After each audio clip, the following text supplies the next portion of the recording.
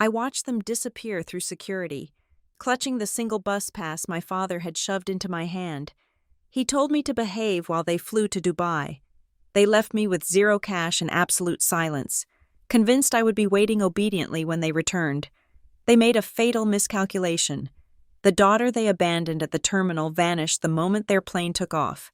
My name is Amelia Cooper, and for the last 2 hours, I had been standing like a prop in the middle of Terminal 4 at Phoenix Sky Harbor International Airport.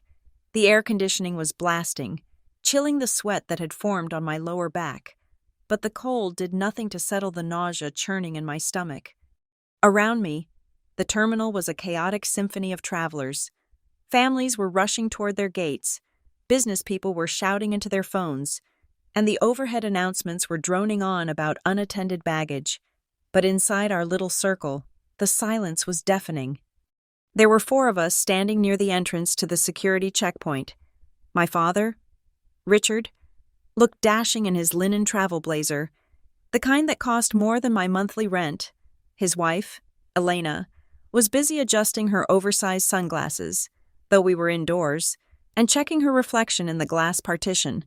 And then there was Bella, my half-sister, who was currently tapping away on her phone, looking bored out of her mind. And then there was me. I was the only one not holding a passport. We had been talking about this trip for 3 months, a family healing retreat.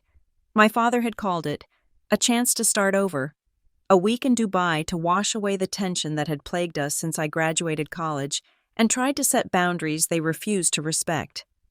I had packed my bag the night before, a modest carry-on because Elena had made a snide comment about traveling light, but when the Uber arrived at my apartment to pick me up this morning, my father had told me there was no room in the trunk for my bag. "We will buy you new things there. Amelia," he had said, "don't worry about it." I had been stupid enough to believe him. I had left my clothes, my toiletries, my life back in my apartment, bringing only my purse and my laptop bag. Now, standing 10 feet from the TSA agent checking boarding passes, the reality of the situation was crashing down on me. My father cleared his throat. He refused to look me in the eye, focusing instead on a scuff mark on his Italian leather loafer.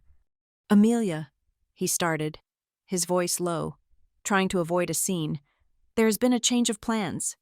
I stared at him. A change of plans. The words hung in the air, heavy and suffocating. "What do you mean?" I asked. My voice sounded thin, foreign to my own ears. Elena stepped in, placing a manicured hand on my father's arm. Her nails were painted a sharp, blood-red crimson. "Honey, the tickets were incredibly expensive, and honestly, your father and we realized we need some time with Bella alone. You know how sensitive she has been lately. She needs her parents." I looked at Bella. She was 22 years old, not 12. She was currently smirking at her screen, completely unbothered by the fact that she was about to fly first class while I was being discarded like trash. "So I am not going," I stated. It wasn't a question. My father finally looked up. His face was a mask of practiced regret, the same expression he wore when he missed my college graduation or forgot my birthday. "It is for the best. Amelia, you have been stressed. You need time at home to decompress. We will be back in 10 days. He reached into the inner pocket of his blazer. I expected him to pull out a wad of cash, or maybe a credit card for emergencies. Instead, he pulled out a small, laminated card and pressed it into my palm. I looked down. It was a Valley Metro bus pass, a monthly pass. "Your car is still in the shop, right?" he asked, though he knew perfectly well it was. "This will help you get around while we are gone. Use this time to get your head on straight. Stop causing so much drama." The absurdity of it almost made me laugh. He was flying to one of the most expensive cities in the world, and he was handing me a bus pass worth $64. "Dad, I have no cash on me," I said, fighting to keep my voice steady. "You told me not to bring any because you were handling the currency exchange. I have empty pockets." "I will wire you something when we land," he said dismissively, checking his Rolex. "It is a long flight. Just sit tight. You have food in your fridge, do you not?" He did not wait for an answer. He turned to the pile of luggage. 4 massive suitcases for 3 people, and signaled to a porter. "Oh, wait," Elena said, her voice dripping with false sweetness. She reached out and tugged the strap of my laptop bag, which was hanging off my shoulder. "Bella's iPad is acting up, and she is going to be bored to death on the flight. Let us borrow your laptop, just for movies." "No," I said, instinctively gripping the bag. "I need this. I have work to do." "Amelia, do not be selfish," my father snapped, his patience evaporating instantly. "It is a 14-hour flight. Your sister needs entertainment. We will bring it back in perfect condition. Give it to her." It was not a request. It was a command. And like the well-trained daughter I had been for 29 years, I froze. My father's approval had always been the currency I was desperate to earn, and even in this moment of betrayal, the habit of obedience was hard to break. Elena didn't wait for me to let go. She yanked the bag from my shoulder. The weight disappearing made me feel physically lighter, but emotionally, I felt like I had been gutted. "Thanks, sis," Bella mumbled, not even looking up. "We have to go," my father said. He did not hug me. He did not say he loved me. He simply turned his back. "Behave yourself. Amelia, do not make a scene." I stood there and watched. I watched them merge into the line for first-class passengers. I watched the porter load their heavy bags onto the belt. I watched Elena laugh at something my father whispered in her ear. I watched Bella take a selfie with her passport, probably captioning it with something about paradise. They moved through the checkpoint, one by one. They passed the glass barriers. I waited. A small, pathetic part of me waited for one of them to turn around. Just one look, one wave, one sign that leaving me here hurt them even a fraction of how much it hurt me. But nobody looked back. They walked through the body scanners, gathered their things, and disappeared into the concourse. I was alone. The noise of the airport rushed back in, louder than before. I looked down at my hand. The bus pass was slick with sweat. I had no car keys, no house keys. Thankfully, my apartment used a keypad code. No laptop. And when I opened my purse to check my wallet, I remembered I had exactly 0 cash. I had used my last $20 to tip the Uber driver on the way here, thinking I wouldn't need dollars where I was going. I had to get out of there. Walking out of the terminal felt like a walk of shame. I passed families reuniting, lovers hugging, business partners shaking hands. I was the only one walking toward the exit with nothing but a small purse and a bus pass.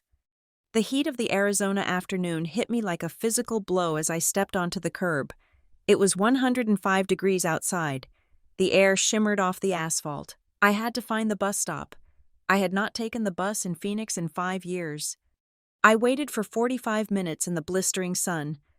When the bus finally hissed to a halt in front of me, I climbed on, swiping the pass my father had given me.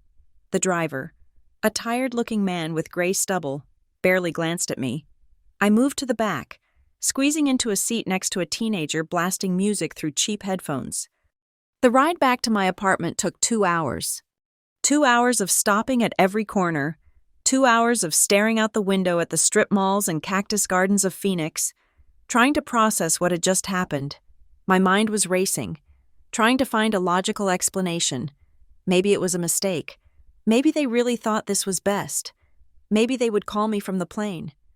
But deep down, I knew this wasn't a mistake. This was a discard.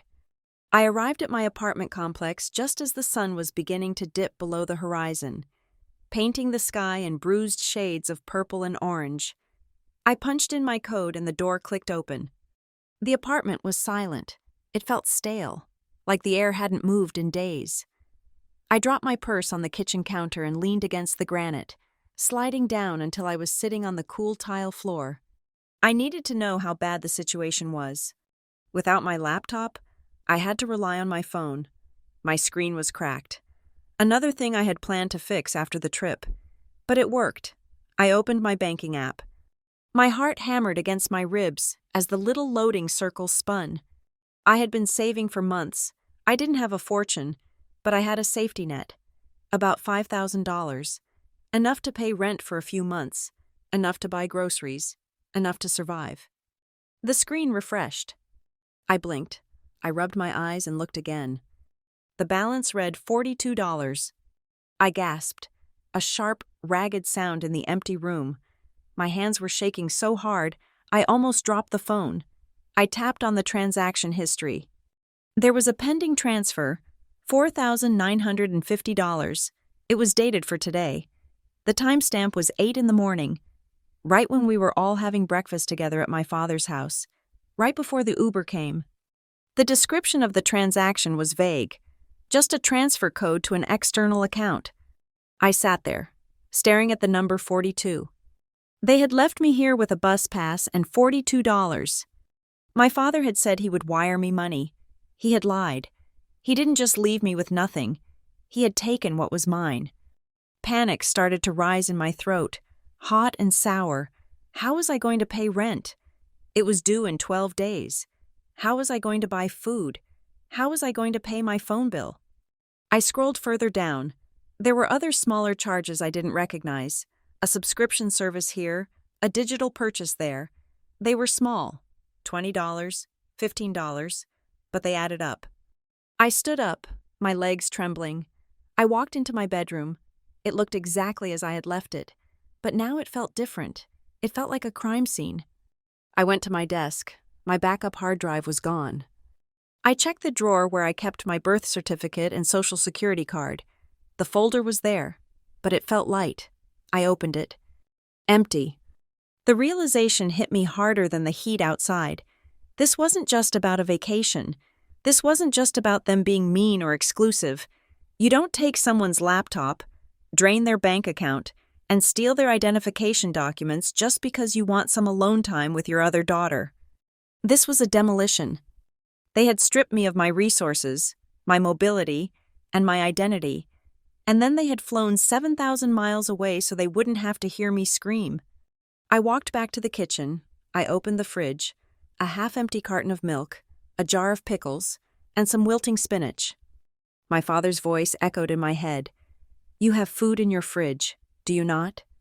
He knew. He knew exactly what he was doing. I felt a tear slide down my cheek. Hot and angry, but I wiped it away furiously. I would not cry for them, not anymore. If I cried, I was the victim.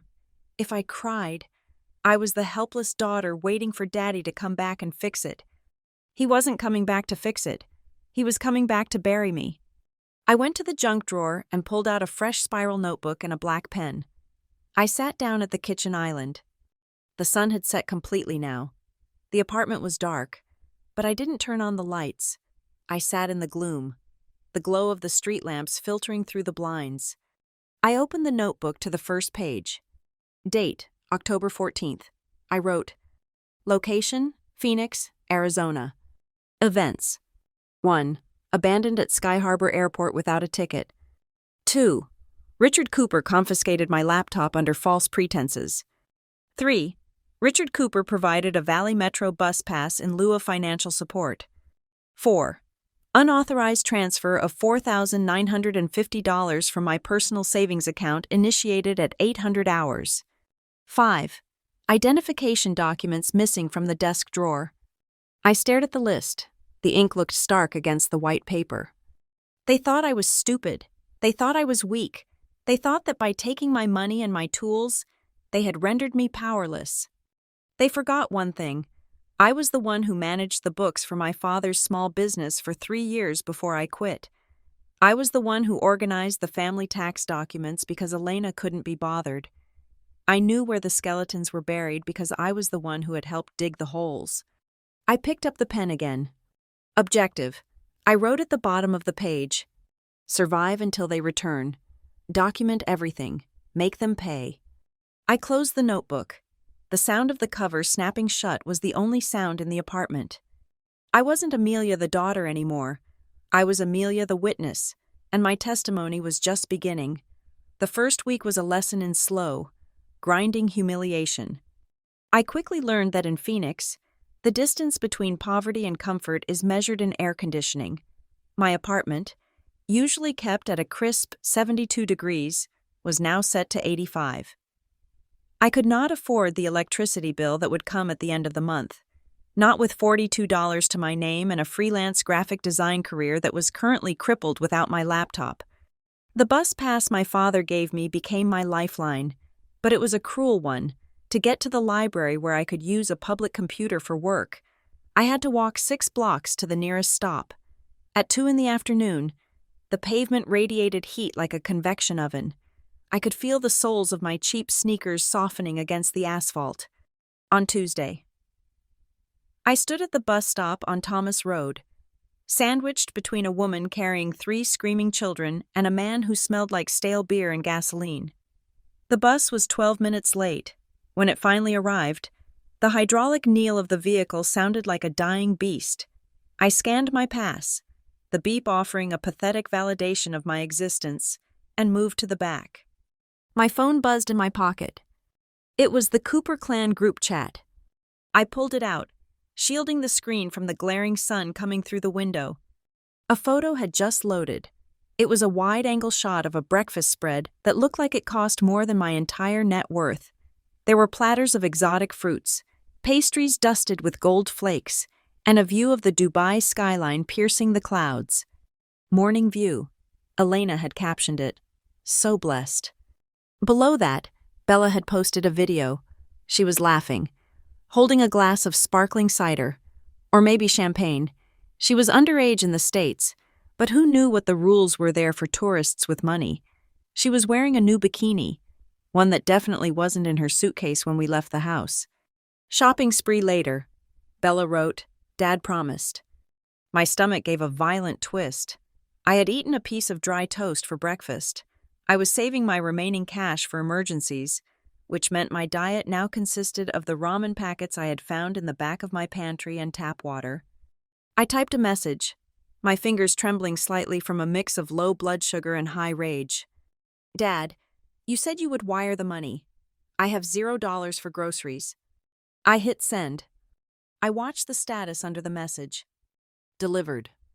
Then, almost instantly, read by everyone. I waited. The bus jolted over a pothole, slamming my shoulder against the hard plastic window. I stared at the screen, willing the 3 little typing bubbles to appear.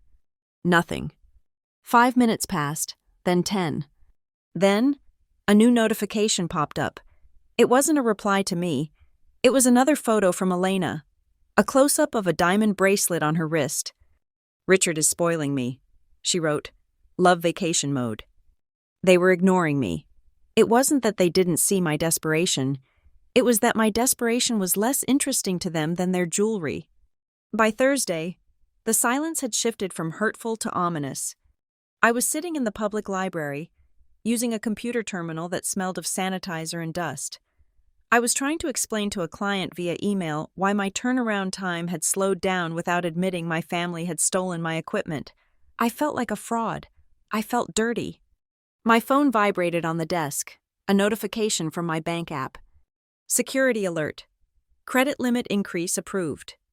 I frowned. I hadn't requested a limit increase. My credit card had a limit of $5,000, which I kept strictly for emergencies. I rarely used more than 10% of it to keep my credit score high. I logged into the banking portal on the library computer, glancing over my shoulder to make sure no one was watching. The dashboard loaded. Current credit limit, $25,000. My breath hitched. That was impossible. To get a jump like that, you had to show a massive increase in income or have a manual review. I clicked on the transaction history. There, at the very top, was a pending charge. Emirates Palace Hospitality Group. Amount, $2,800. Date, October 16th. The date was yesterday. I stared at the numbers. $2,800. That was a deposit, or a suite upgrade, or a single dinner for 3 people who didn't look at prices. I grabbed my phone and dialed the international number for my father. It went straight to voicemail. I called Elena. Voicemail. I called Bella. It rang twice, and then she declined the call. I went back to the group chat. Why is there a charge on my credit card? I typed, Did you use my card details? Read by Bella. Read by Elena. Read by Richard. Silence. Then, Bella left the group chat. A cold chill that had nothing to do with the library's air conditioning washed over me. This wasn't just them being thoughtless. They hadn't just forgotten to leave me cash. They were funding their trip with my credit. I dialed the number on the back of my card immediately. The automated voice made me punch in my social security number, then my zip code. Finally, I got a human. "This is Amelia Cooper," I said, my voice shaking. "I want to report a fraudulent transaction. There is a charge for $2,800 in Dubai. I am in Arizona. I am holding my card in my hand right now." The representative, a woman named Sharon, typed for a moment. "I can see that transaction, Ms. Cooper. However, it appears this was a card-not-present transaction that was verified through the secure app." "I didn't verify anything," I said, my voice rising. "I don't even have the app on my phone anymore because my phone is broken and storage is full." "I see here that the authentication method was updated 2 days ago," Sharon said, her voice sounding suspicious of me. "A travel notice was placed on the account on October 13th, stating that the cardholder would be traveling to the United Arab Emirates." I gripped the edge of the desk. October 13th. That was the day before we went to the airport. "I didn't place a travel notice," I whispered. "The notes say the customer called in and verified all security questions." Sharon continued. "Mother's maiden name, high school mascot, first pet's name." My blood ran cold. Of course they knew. They were my family. Elena knew my mother's maiden name. She was the one who threw out all my mom's old photos when she moved in. My father knew my high school mascot. He was at the football games, waving to other parents while ignoring me in the marching band. Bella knew my first pet's name. It was the dog she had begged for and then neglected until I took care of it. They used my security questions. "Ms. Cooper," Sharon said, her tone hardening. "Since the security questions were answered correctly and a travel notice was placed, we cannot flag this as fraud immediately. It looks like a legitimate authorized user charge. Are you sure a family member didn't—" "I am sure I didn't authorize it," I snapped. "Freeze the card, right now." "I can freeze it," Sharon said, "but the pending charges may still post if the merchant has already secured the authorization code." "Freeze it," I repeated. I hung up. I sat there in the library, staring at the screen. The travel notice? They had planned this. My father hadn't just forgotten to write me a check. He hadn't just impulsively decided to take my laptop. They had called the bank while I was packing my bag. They had impersonated me. They had set the trap before we even got into the Uber. I looked at the bus pass sitting on the desk next to my phone. It wasn't a gift to help me get around. It was a tool to keep me slow, to keep me occupied with the struggle of basic survival, so I wouldn't notice the digital hemorrhage of my future. My phone buzzed again. It was an email alert from my credit monitoring service. New inquiry detected. Lender, Quick Cash Personal Loans. Amount requested, $10,000. I felt sick. I stood up, grabbing my purse and the useless bus pass. I had to get out of the library. I needed air. As I walked out into the blinding afternoon sun, the heat didn't feel like weather anymore. It felt like pressure. They weren't just spending my money. They were wearing my skin. They were thousands of miles away, sleeping in silk sheets and eating gold. But they were right here in Phoenix, digitally dismantling the only thing I had that was truly mine, my good name. I looked at the bus stop down the street. A bus was approaching, shimmering in the heat haze. I didn't run for it. I stood still. The Amelia who would have cried and called her dad begging for an explanation was gone. She had been left at Terminal 4. The woman standing on the sidewalk now checked her phone again. I saw the decline notification from the credit card company. Transaction declined. $700 at Dubai duty-free. Good. Let them be embarrassed at the register. I turned around and started walking, not toward the bus stop, but toward the bank branch 3 miles away. I couldn't afford a lift, but I could afford the sweat. I needed to see someone face to face. I needed paper trails. If they wanted to play games with my identity, I was going to make sure the record showed exactly who the real Amelia Cooper was. and she was done being the victim. By Friday, the reality of my professional life had crashed as hard as my personal one. I was a graphic designer. My entire livelihood existed within the terabytes of storage on the MacBook Pro that was currently sitting in a hotel room in Dubai. Probably playing cartoons for my sister. Without it, I was a carpenter without a hammer, a surgeon without a scalpel. I had tried to make it work for 3 days. I had camped out at the public library, trying to complete a branding package for a local coffee shop chain on a public terminal. The computer was 10 years old. The mouse was sticky. The software was a free, web-based imitation of the professional suite I needed. Every time I tried to render a high-resolution image, the browser froze.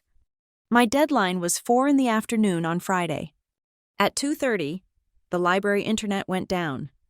I sat there, staring at the loading wheel of death, watching my career evaporate. I could not deliver the files. I could not even email the client to explain why. My phone rang. It was Sarah, the project manager for the agency that contracted me. Sarah was sharp, fair, and had zero tolerance for excuses. She had hired me because I was reliable. I stepped out into the hallway, the fluorescent lights humming overhead. "Hello, Sarah," I said, trying to keep my voice level. "Amelia," Sarah said. Her voice was not angry, which was worse. It was confused. "I just got a preview of the logo files you uploaded to the server this morning. The resolution is pixelated, the color codes are off, and the font is generic Arial. This looks like something an intern made in Paint. What is going on?" I closed my eyes. I could lie. I could say I was sick. I could say my internet was down. But I was tired. I was hungry. I was wearing the same jeans for the 4th day in a row because I couldn't afford a laundromat, and my machine required quarters I did not have. "I am sorry, Sarah," I said. "I cannot finish the project." There was a pause. Silence stretched for 10 seconds. "You need to tell me what is happening," Sarah said, her tone shifting from boss to human. "You have never missed a deadline in 3 years. You are the most organized person I know. Did something happen?" I leaned my head against the cool concrete block wall of the library corridor. The dam inside me, the one I had built with bricks of denial and pride, developed a hairline fracture. "I do not have my computer," I whispered. "Did it break? We can send you a loaner," Sarah offered immediately. "No," I said. "My father took it." "He took it?" "He took it to Dubai." I heard Sarah shift in her chair on the other end of the line. "Explain that to me, Amelia." Slowly. And I did. I didn't mean to. It just vomited out of me. The trip I thought I was going on, the airport terminal, the 4 suitcases, the bus pass, the empty bank account, the fact that I was currently standing in a public library with $40 to my name and a family who was charging luxury dinners to my credit card while I ate saltine crackers. I stopped talking. I waited for her to tell me I was unprofessional. I waited for her to fire me. "That is not a family dispute," Sarah said. Her voice was ice cold. "But not at me. That is financial abuse." I blinked. I had never heard that term before. "No, it is just... My dad is controlling. He has always been like that. He thinks he is teaching me a lesson." "Taking your means of employment is not a lesson," Sarah interrupted. "Stealing your identity to verify credit card transactions is not parenting. It is a crime." She didn't fire me. "Listen to me, Amelia," she said. "I am going to put the project on hold. I will assign it to another freelancer. But I am not terminating your contract. You are on leave. But you need to leave that library right now." "I have nowhere to go," I said. "Go to the intersection of 5th and McDowell," she commanded. "There is a place called the Community Legal Resource Center. My sister works there as a paralegal. I am going to text her that you are coming. They handle domestic cases, but they specialize in financial coercion." "I cannot afford a lawyer." "Sarah." "You do not need money," she said. "You need a wake-up call. Go, now." I hung up. I looked at the bus pass. For the first time, I didn't feel shame looking at it. I felt a cold, hard purpose. I took the bus to 5th Avenue. The center was nothing like the high-end law offices my father used for his business. It was a storefront squeezed between a pawn shop and a bakery. The waiting room was crowded with people who looked tired. Women clutching folders of paperwork, men staring at the floor, children playing with worn-out toys in the corner. I gave my name to the receptionist. She nodded. Sarah called. She said, "Mr. Vance can squeeze you in for a 20-minute consultation." Mr. Vance was a man in his 50s with sleeves rolled up to his elbows and a tie that had been loosened hours ago. His office was small, stacked floor to ceiling with files. He didn't offer me tea or sympathy. He pointed to the chair. "Sarah says your family left you stranded and cleaned you out," he said. He didn't frame it as a question. I nodded. He put a yellow legal pad in front of him. "Tell me about the money, not the feelings, the money." I told him about the savings transfer, the credit card limit increase, the travel notice I didn't place, the new loan inquiry I saw in my credit report. "Mr. Vance wrote furiously. When I finished, he put the pen down. "How did they get into your accounts? Amelia? Passwords?" I shook my head. "I changed them all. But they know everything about me. Security questions. Social security number." Mr. Vance looked at me over his glasses. "Think back. 6 months ago. A year ago. Did your father ever ask you to sign anything? Maybe he said it was for taxes? Or an insurance policy? Or maybe for a trust fund?" The question triggered a memory so vivid it made me dizzy. It was 8 months ago. I was at my father's house for Sunday dinner. He had been in a great mood, pouring expensive scotch. He had called me into his study. "Millie," he had said, using his pet name for me, "I am restructuring the family assets, putting some things in your name so the tax man doesn't take a bite out of your inheritance later. I just need a few signatures." I remembered the stack of papers. They were thick, filled with legal jargon I didn't bother to read, because he was my dad. He was a businessman. He knew about these things. I signed them. I signed page after page, right where his finger pointed. I felt the blood drain from my face in Mr. Vance's office. I signed documents. I whispered. He said it was for asset protection. Mr. Vance sighed. A heavy, tired sound. "It is the oldest trick in the book. Amelia, it is called a durable power of attorney.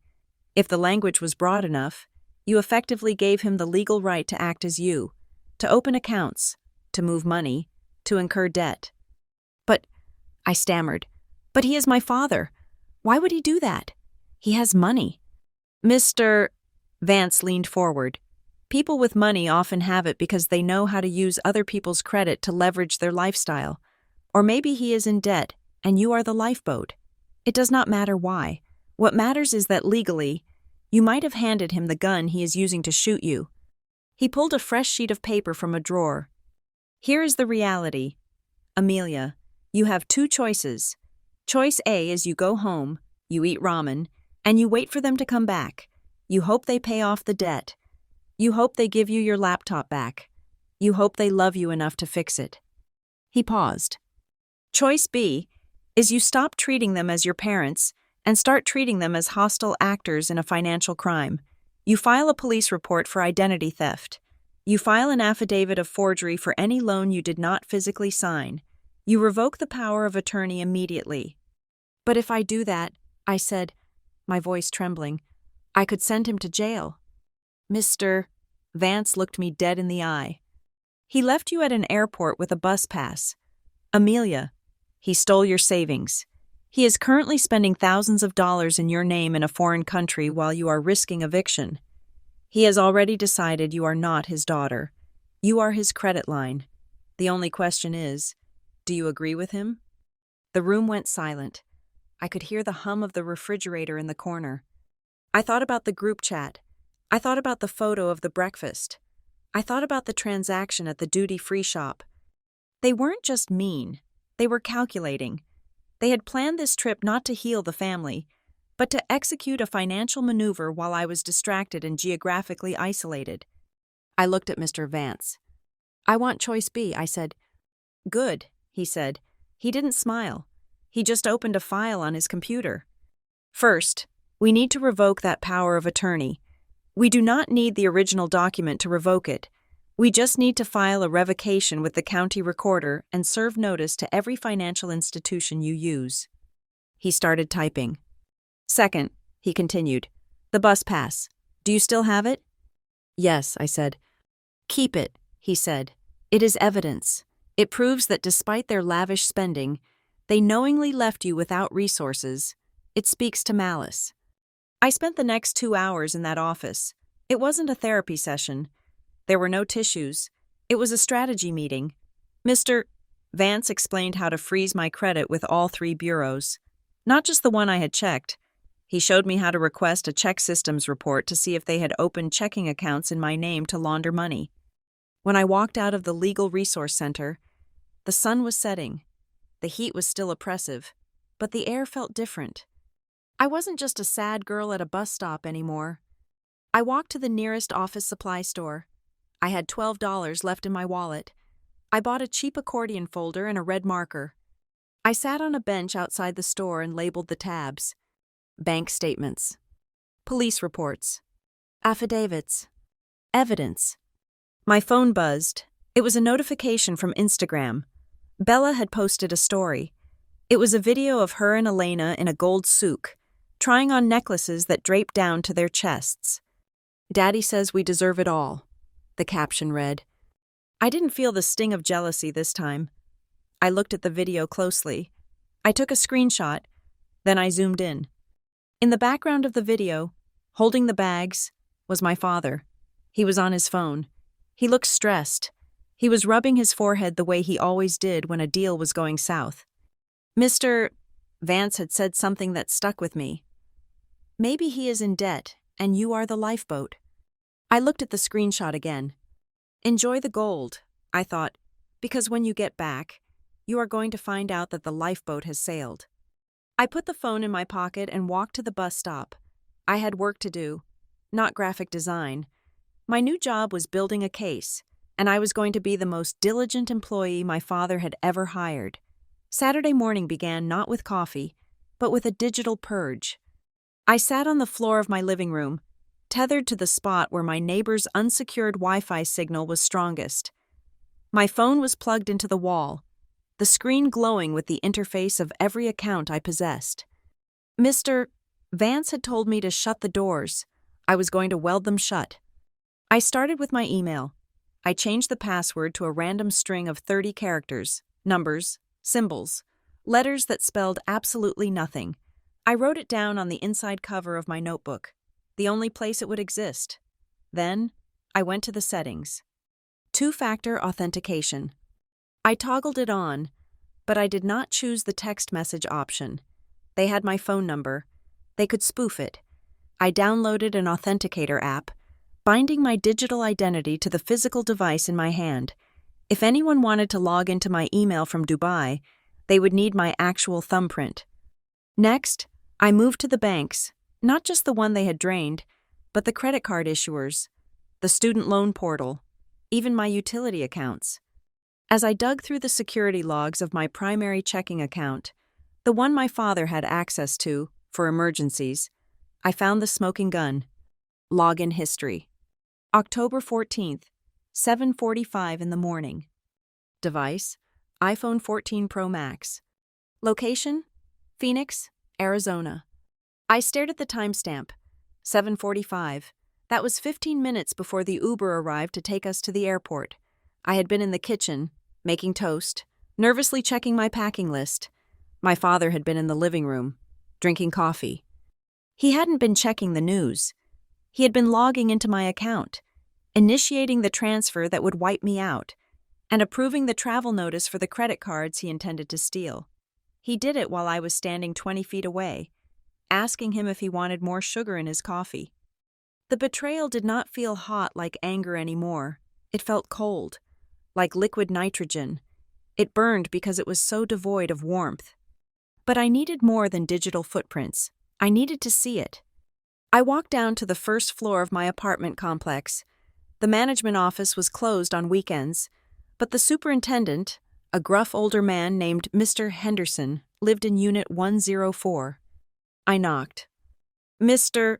Henderson opened the door, holding a wrench and looking annoyed. Amelia, rent isn't due yet. I know. Mr. Henderson, I said, trying to keep my voice steady. I need a favor, a big one. I think someone broke into my apartment earlier this week. His expression shifted from annoyance to concern. Did you call the cops? Is anything missing? I am not sure yet. I lied, but I need to see the hallway security footage from Tuesday morning, October 14th, around 7 o'clock. He scratched his chin. I am not supposed to show tenants the tapes without a police report. Please, I said. I had no pride left to lose. I just need to know if I'm crazy. If I see something, I will file the report immediately. He sighed, stepped back, and motioned me in. The monitors were set up in a cramped utility closet off his kitchen. He typed in a password and scrolled back through the timeline. Tuesday, October 14th, 6:58 in the morning. There it was. The camera angle was grainy, black and white, capturing the long hallway leading to my door. At 6:58, a figure walked into the frame. It was my father. He wasn't wearing his travel blazer yet. He was in his golf shirt and slacks. He walked up to my door. He didn't knock. He didn't hesitate. He pulled a key ring from his pocket. The spare key I had given him the day I moved in. The one for emergencies only, and unlocked my door. He stepped inside. Mr. Henderson leaned in. That looks like your dad. Amelia. I didn't answer. I watched the timer on the screen. He was inside for 12 minutes. 12 minutes. That was a long time to just drop something off or pick something up. At 7:10, he emerged. He was holding a manila envelope. It was thick. He tucked it under his arm, locked the door calmly, and walked away toward the elevator. Can I get a copy of that? I asked, my voice sounding hollow. Mr. Henderson looked at me, then at the screen.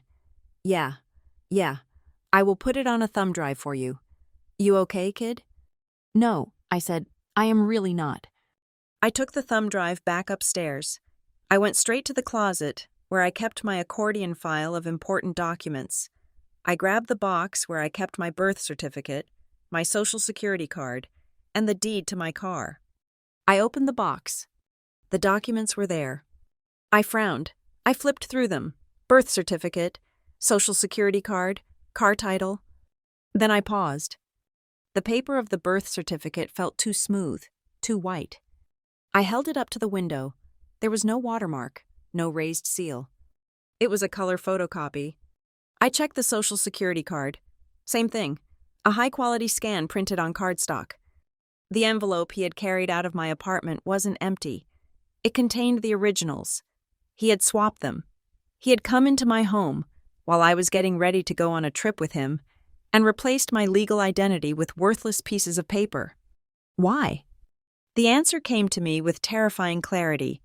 You only need the originals for two things: interacting with government agencies or securing major financing, like a mortgage. Mr. Vance was right. This wasn't just about spending my credit limit. They were leveraging my entire existence. I sat down at the kitchen table and opened the affidavit of identity theft Mr. Vance had given me. I filled it out in block letters.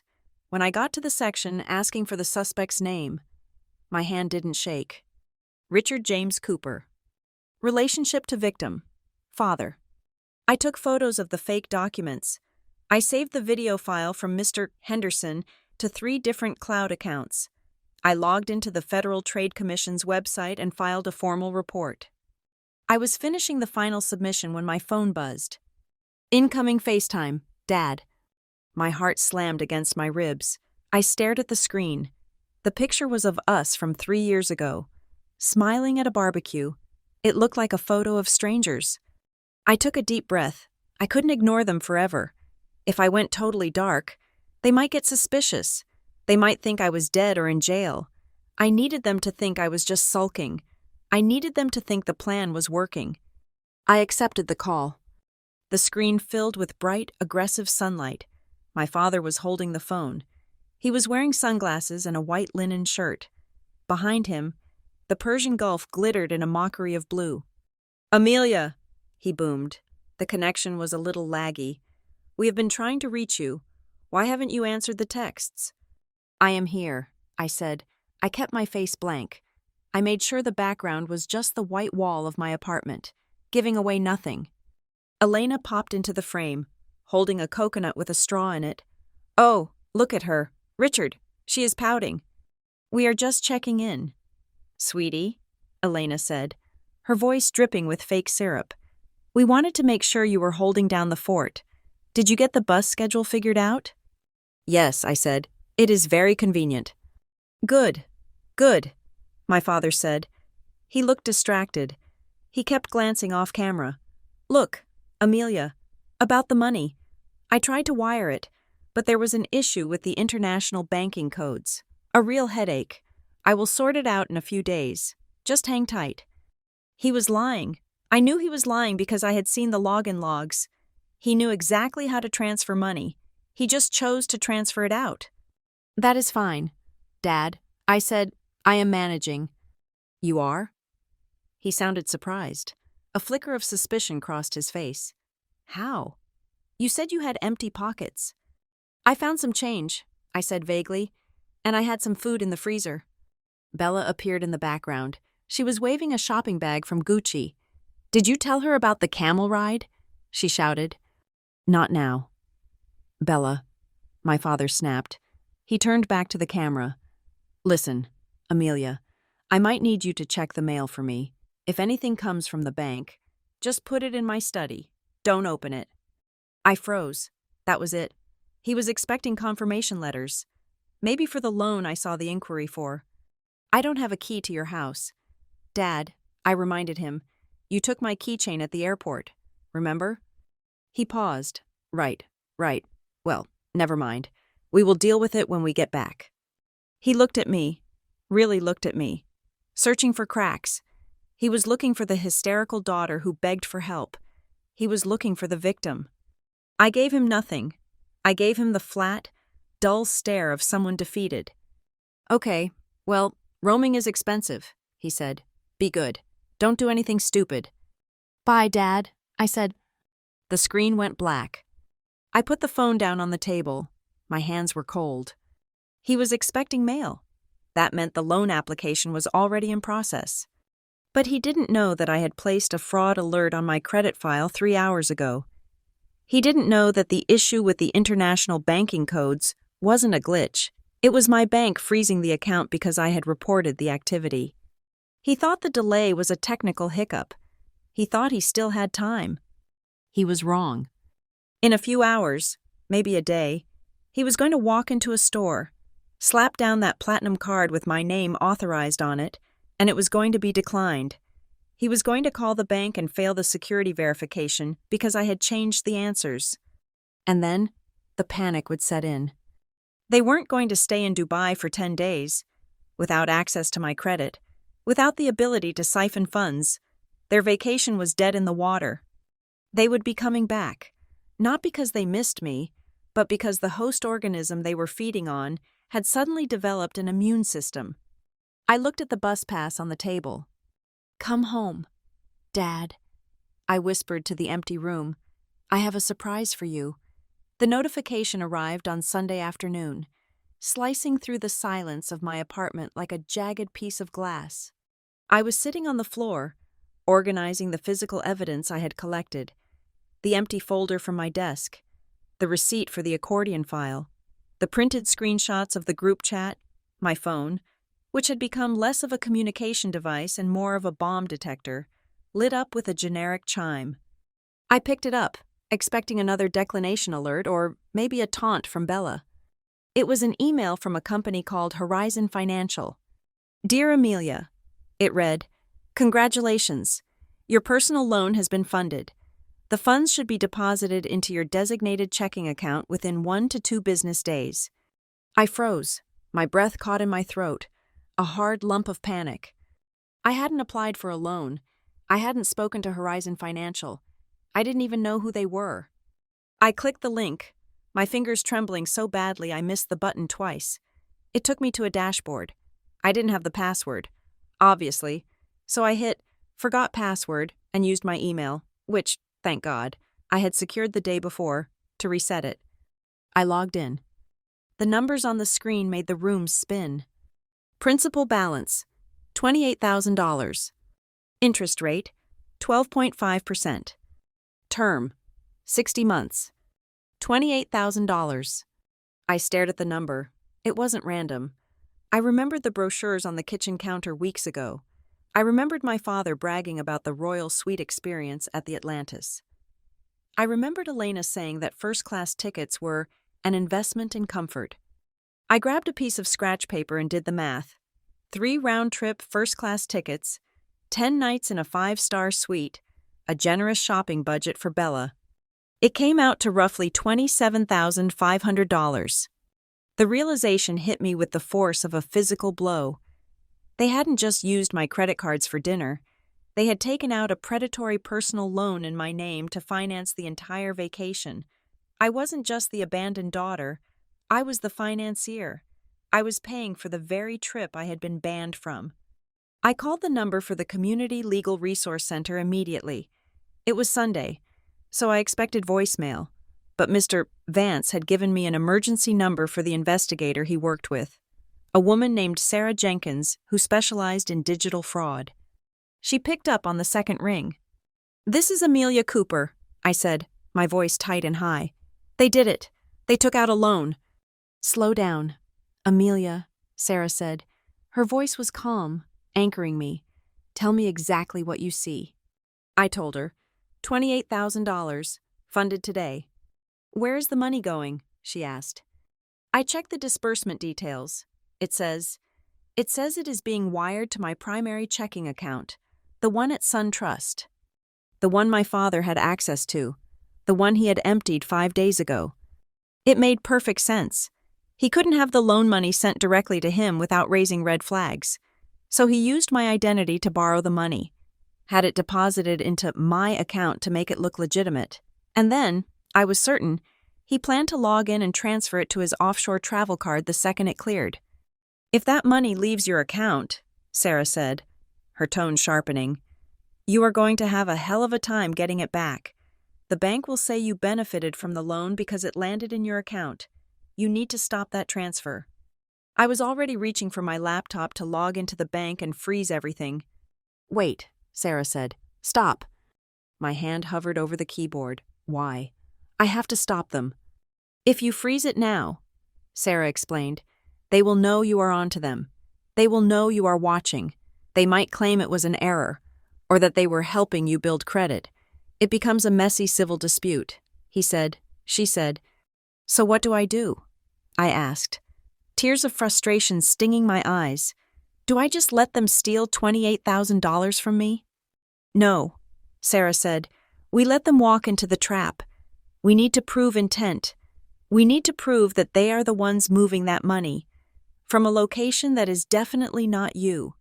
She paused, and I could hear her typing in the background. "Amelia, I need you to do something difficult. I need you to play dead." "Play dead?"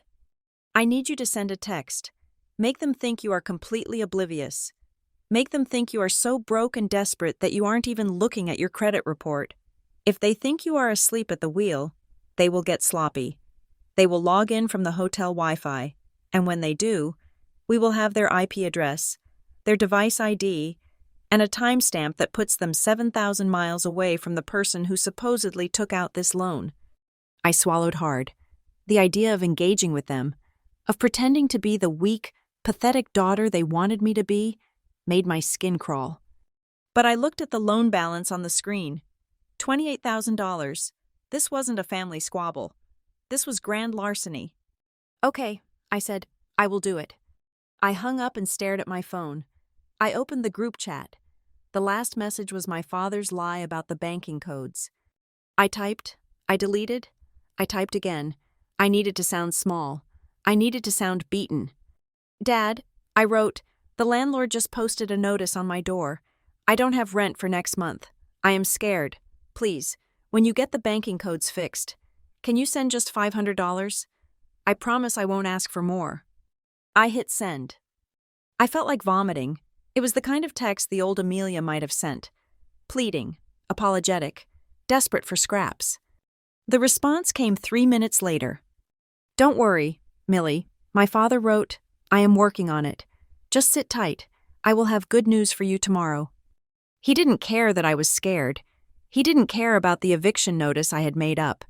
He only cared that I was sitting tight, waiting for him to save me, while he prepared to rob me blind. Monday morning arrived with a suffocating heaviness. I called out of work, or rather, I emailed Sarah at the agency to tell her I was meeting with counsel, which sounded much more empowering. I sat at my kitchen table with my laptop open. I had Sarah Jenkins on speakerphone. We were watching the bank account in real time. At 9:15 in the morning, the pending deposit from Horizon Financial turned into a posted credit, plus $28,000. My balance jumped from $42 to $28,042. "Okay," Sarah said. "The money is in. Now we wait. Do not touch the mouse. Do not log in. Just watch the security alerts I set up on the back end." The waiting was agony. Every minute felt like an hour.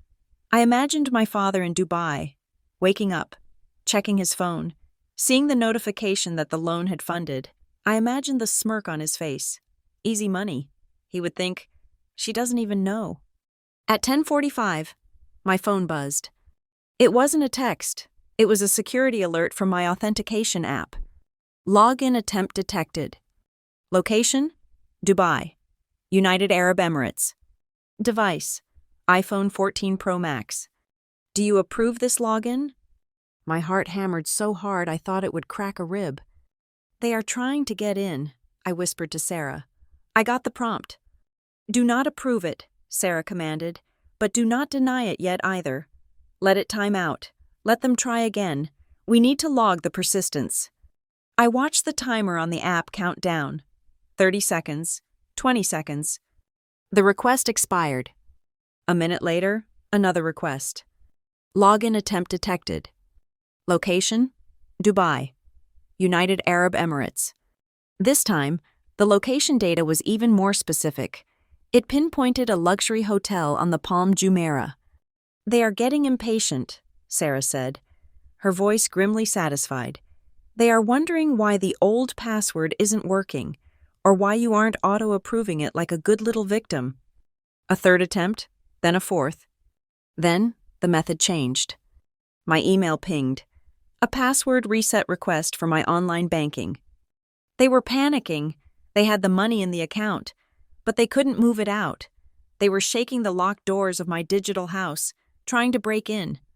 "Okay," Sarah said, "that is enough. We have 4 attempts from a Dubai IP address trying to access the account immediately after a fraudulent loan deposit. That is criminal intent. Amelia, that is not borrowing.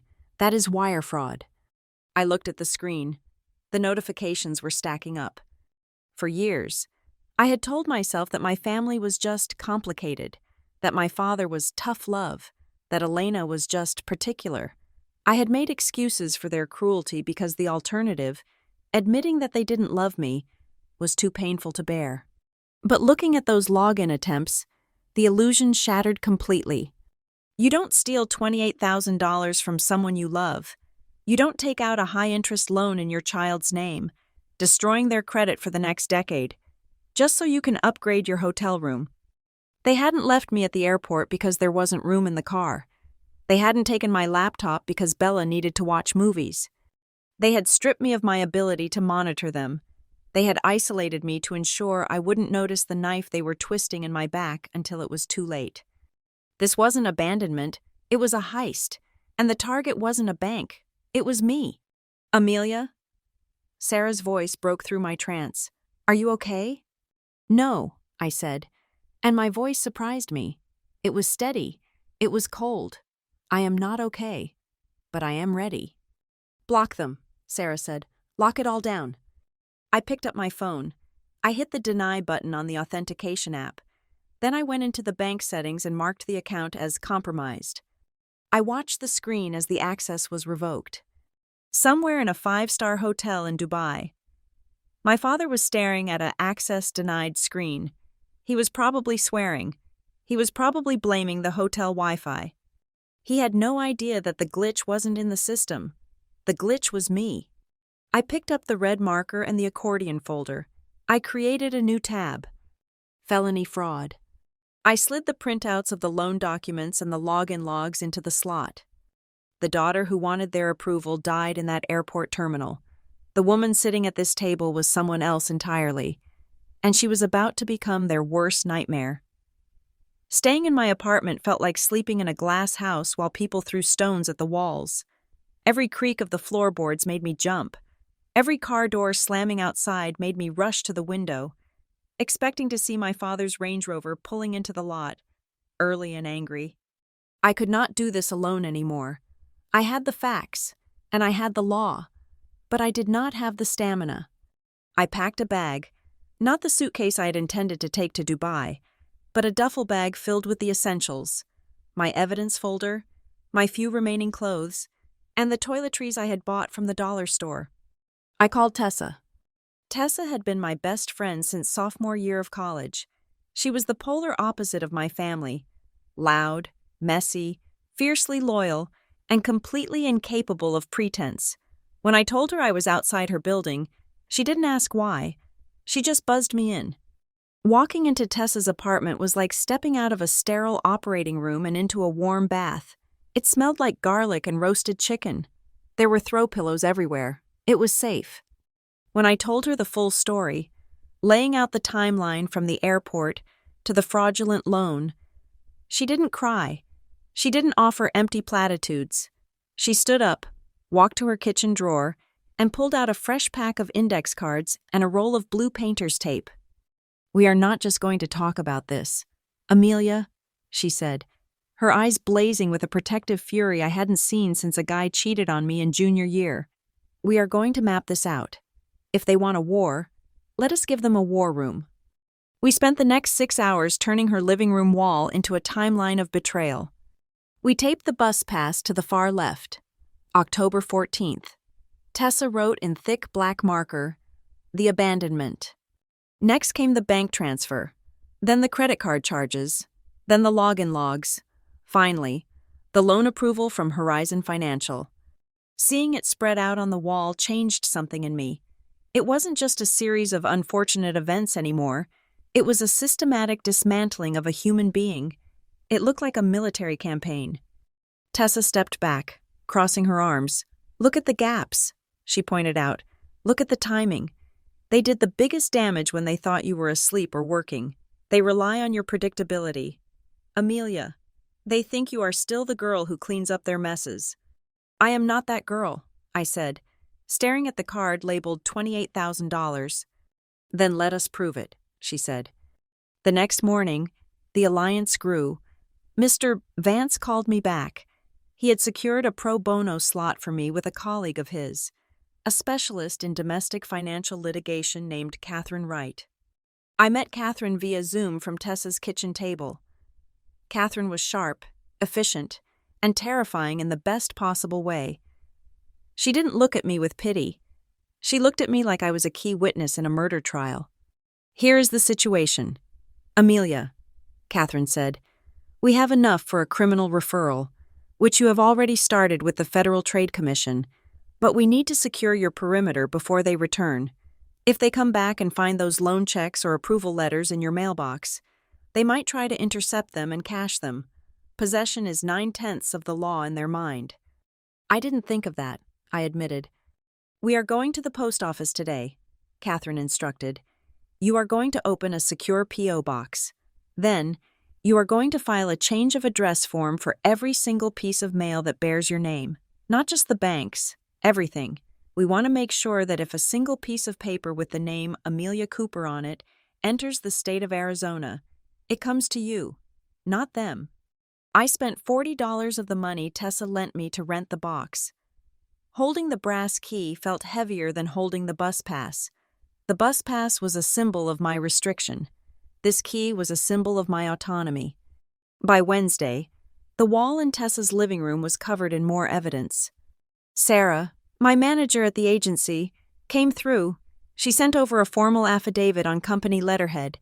It stated clearly that my inability to work due to the theft of my equipment had resulted in a loss of $2,500 in contract wages and had placed my standing with the agency on probationary status. "This is gold," Tessa said as she taped it to the wall. "This proves damages. It proves their little vacation is literally costing you your career." But the most satisfying part of our new routine was the nightly surveillance. We sat on Tessa's couch with a bowl of popcorn, projecting her phone screen onto the TV. We weren't hate-watching reality TV. We were monitoring the Cooper family vacation. They were still posting. It was pathological. There was a photo of Bella standing in front of the Burj Khalifa, holding a designer bag that I knew cost $3,000. "Top of the world," the caption read. Tessa snorted. Top of the world, funded by her sister's credit rating. Then I spotted something. "Wait," I said. "Pause that." Tessa froze the screen. It was a video Elena had posted of a dinner at an underwater restaurant. The camera panned across the table. There was lobster, caviar, champagne. "Look at the date," I said. Tessa checked the timestamp. It was posted 2 hours ago. "But look at the table," I insisted. "Look at my father." In the corner of the frame, my father was not eating. He was arguing with a waiter. He was holding a credit card, my credit card, and gesturing aggressively. The waiter looked apologetic but firm. "His card got declined," Tessa whispered, her eyes widening. I nodded. I had marked the account as compromised on Monday. The bank had killed the card. "He is trying to pay for a $500 dinner with a piece of plastic that is now worthless," I said. We watched the rest of the video. The camera jerked away quickly, as if Elena realized she was filming a disaster. But the damage was done. We saved the video. We took screenshots. We logged it on the wall. October 19th. Tessa wrote, "The money runs out." The facade was cracking. I could see it in the frequency of their posts.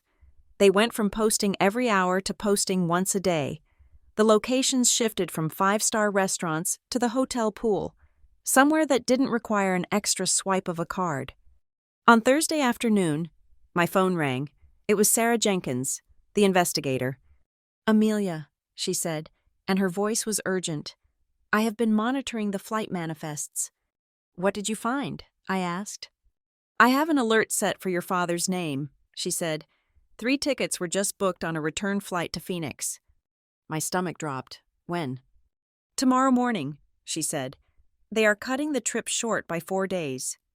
I looked at Tessa. She was standing by the window, but she turned when she heard my intake of breath. "Why?" I asked Sarah. "Because they are bleeding out," Sarah said bluntly. "The loan money is sitting in your frozen account. Their credit cards are dead. They probably have just enough cash to get to the airport. They are coming back to fix the glitch. They think they can bully the bank in person, or bully you into unlocking the funds."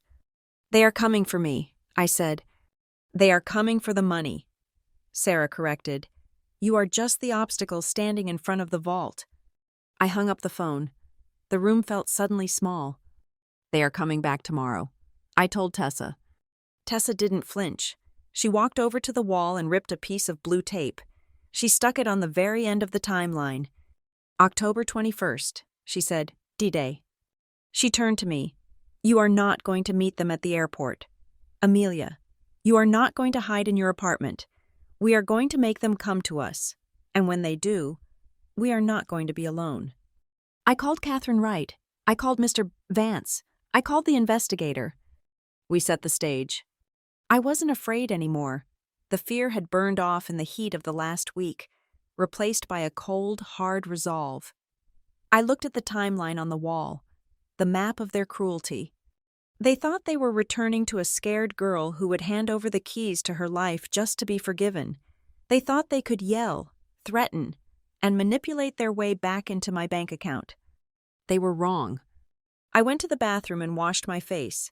I looked in the mirror. The circles under my eyes were gone. I looked tired. Yes, but I looked dangerous. I walked back out to the living room. Tessa was ordering pizza, pepperoni and jalapeno, my favorite. "Eat up," she said, pointing to the spot on the couch. "You need your strength. Tomorrow, we take out the trash." I sat down. I looked at my friend, my lawyer's contact on my screen, and the evidence on the wall. I had a family. It just wasn't the one related to me by blood, and this family was going to help me bury the old one. The notifications began to cascade across my laptop screen like a digital avalanche at 3 in the morning on Friday. I was awake, sitting in Tessa's living room, the blue light of the monitor painting my face in ghostly hues. Tessa was asleep on the couch behind me, but I was wired, adrenaline replacing the caffeine I had cut out days ago. I was watching the financial asphyxiation of the Cooper family in real time. Transaction declined. Emirates taxi service, $45. Transaction declined. Costa Coffee, Terminal 3, $18. Transaction declined. Dubai duty. Free, $200. They were at the airport, and they were broke. The credit cards were dead. The checking account was frozen. The fraudulent loan money they had counted on was sitting in a locked vault that only I had the key to. They were trying to buy coffee and sandwiches, and the little plastic squares in their wallets were nothing more than useless scrap. My phone, which I had placed face down on the table, began to vibrate. It wasn't a text this time. It was a call. Dad. The vibration rattled the wood of the coffee table, a buzzing insect that refused to die. I watched it. I didn't reach for it. My heart rate spiked, a conditioned response to years of jumping whenever he demanded my attention. But my hand stayed firmly on my keyboard. He let it ring until voicemail picked up. Then he called again immediately. Then Elena called, then Bella. The sequence was frantic. It lacked the arrogance of their earlier communications. This wasn't the "we are disappointed in you" call. This was the "we are stranded and scared" call. I picked up the phone only to silence the ringer. I saw a voicemail notification pop up. I pressed play, turning the volume low so I wouldn't wake Tessa. Amelia. My father's voice was distorted by static and panic. Pick up the damn phone. The cards aren't working. We are at the airport trying to check in, and the airline is asking for the card used for the booking to pay for the change fees. We are stuck at the counter. Call the bank. Verify the charges. Do it now.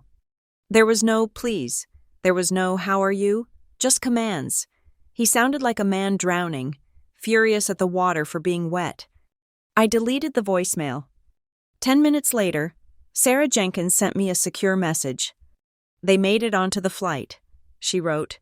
They must have used whatever cash they had left to pay the fees. It is Flight 772 to Phoenix. They land tomorrow at 1:15 in the afternoon. They were coming home early.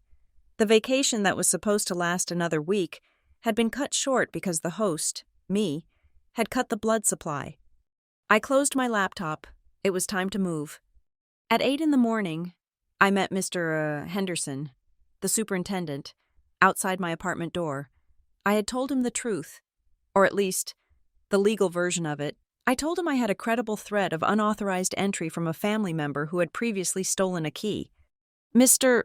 Henderson, bless his grumpy heart, didn't ask for details. He just stood there with his arms crossed while the locksmith I had hired drilled into the door. The sound of the drill was violent and loud, screeching against the metal. It felt like surgery. We were removing the cancer from the apartment.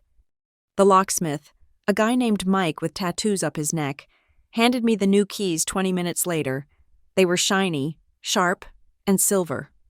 These are high-security deadbolts, Mike said, wiping his hands on a rag. You cannot duplicate these at a hardware store. You need a code card. Do not lose it. I took the key. It felt cold in my palm. My father had a key to my old life. He did not have a key to this one. Thank you, I said. Once I was inside, the apartment felt different. It was no longer the place where I had been abandoned. It was a fortress. I spent the next 4 hours staging the room. I cleaned off the kitchen table. I removed the clutter, the mail, the salt and pepper shakers. I wanted a clean surface, a negotiation table. I placed the accordion folder in the center. Next to it, I placed the bus pass. It was a small, pathetic piece of plastic, but it was the centerpiece of my argument. At noon, Catherine Wright arrived. She was wearing a navy blue suit that screamed, "Do not mess with me." She carried a briefcase that looked like it could stop a bullet. She walked around the apartment, inspecting the sightlines. "Where will you sit?" she asked. I pointed to the chair facing the door. "Good," she said. "Do not stand up when they enter. Stay seated. It establishes dominance. You are not greeting guests. You are receiving defendants." Sarah Jenkins arrived 10 minutes later. She wasn't wearing a suit. She was wearing tactical pants and a polo shirt, looking every bit the private investigator she was. She set up a small camera on the bookshelf, partially hidden by a potted plant, but visible enough to be legal. "We are recording for safety," Sarah said. "Arizona is a one-party consent state, meaning as long as you are part of the conversation, you can record it, but we want them to know we are serious." The three of us sat in the living room as the afternoon sun began to heat up the walls. The air conditioning hummed, a low drone of anticipation. We went over the script one last time. "They will try to separate you from us," Catherine warned. "They will say this is a family matter. They will try to send me away. They will try to guilt you." "I know," I said. "You cannot engage with the emotional content." "Amelia," Catherine said, leaning forward, "if your father starts talking about how much he sacrificed for you, or how ungrateful you are, you let it slide off. You pivot back to the numbers. The numbers are the shield." I nodded. I practiced the phrases in my head. "That is not relevant. The loan was unauthorized. Please address my attorney." By 6 in the evening, the sun was going down. They had landed hours ago.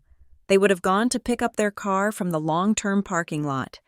They would have driven to their house first, realized the internet was cut or the electricity was off, because I knew they hadn't paid those bills either, expecting to use the loan money. They would be tired. They would be jet-lagged. They would be furious. And they would come here, because this was the only place left where they thought they had power. I sent Tessa a text. "I am ready." Tessa replied instantly. "I am in the parking lot watching. Their Range Rover just pulled in. They look like hell." My breath hitched. They were here. I put my phone down on the table, screen up. I looked at the bus pass. I traced the edges of it with my finger. I heard the elevator ding down the hall. Then, footsteps. Heavy, angry footsteps, not the casual stroll of neighbors. This was a march. Catherine opened her briefcase and pulled out a notepad. Sarah adjusted her position against the wall, crossing her arms. I sat in the chair, my back straight, my hands folded on the table. The footsteps stopped outside my door. There was no knock. I heard the scratch of a key sliding into the lock. It was the sound of entitlement, the sound of a man who believed he owned everything on the other side of that wood. The key turned, or rather, it tried to turn. It jammed against the new mechanism. I heard a grunt of confusion, then the jingle of keys as he tried again. He rattled the knob. He shoved the door with his shoulder. "Open the damn door! Amelia!" His voice boomed through the wood. "I know you changed the lock. Open it." I didn't move. I looked at Catherine. She nodded once. I stood up, walked to the door, and unlocked the deadbolt from the inside. I didn't open it all the way. I opened it just enough to break the seal. Then I walked back to my chair and sat down. "Come in," I said. My voice was calm. It was the voice of a stranger. The door swung open so hard it hit the wall with a crack. Richard Cooper stood in the doorway. He looked wrecked. His linen shirt was wrinkled and stained with sweat. His face was sunburned and peeling. His eyes were wild, bloodshot from 14 hours of flying and a week of panic. Behind him, Elena looked like a melting wax figure. Her hair was frizzy, her makeup smeared. Bella was trailing behind, dragging a carry-on bag, looking less like an influencer and more like a sullen, exhausted child. "Amelia!" my father roared, stepping into the entry. "What the hell is going on? Why are my cards declined? Why is there a new lock on this door?" He stopped. He saw Catherine, then he saw Sarah. The momentum of his rage hit a wall. He looked from the lawyer in the suit to the investigator in the tactical gear, and then finally, to me. "Who are these people?" he demanded, though his voice wavered slightly. "Get them out of here. We need to talk. Family business." "No," I said. The single word hung in the air, heavier than the humidity in Dubai. I pointed to the empty chairs on the opposite side of the table. "Sit down, Richard," I said. He blinked. I had never called him Richard in my life. It had always been Dad. "Daddy, sir." "I am not sitting down," he shouted, trying to regain control. "I want to know why you froze the accounts. Do you know how embarrassed we were? We had to scrape change together to buy water." I said, "Sit down," I repeated. My voice didn't rise. It just hardened. "Or you can leave, and the next time you hear my voice, it will be in a deposition." Elena grabbed his arm. "Richard," she hissed. "Look." She pointed to the table, to the accordion folder, to the red marker writing on the tab that faced them. "Felony fraud." My father looked at the folder. The color drained from his sunburned face, leaving it a sickly, blotchy gray. He looked at me again. He didn't see the daughter he had left at Terminal 4 with a bus pass. He saw the calculation in my eyes. He saw the ambush. Slowly, painfully, he pulled out a chair and sat down. Elena sat next to him, clutching her purse like a shield. Bella stayed by the door, refusing to enter the arena. Catherine Wright cleared her throat. The sound was crisp, professional, and terrifyingly final. "Mr. Cooper," Catherine said. "My name is Catherine Wright. I am Amelia's attorney, and we have a great deal to discuss regarding the $28,000 you attempted to steal from your daughter." My father opened his mouth to speak, but I cut him off. I slid the bus pass across the table. It spun slowly, coming to a stop right in front of his hands. "You gave me this," I said softly. "You told me to use it to get around." I leaned forward. "I used it, Dad. It took me exactly where I needed to go." The silence in the room was so heavy it felt like it had mass. My father looked down at the bus pass on the table, his face a kaleidoscope of emotions, confusion, rage, and underneath it all, a flickering shadow of fear. Catherine Wright didn't give him time to recover.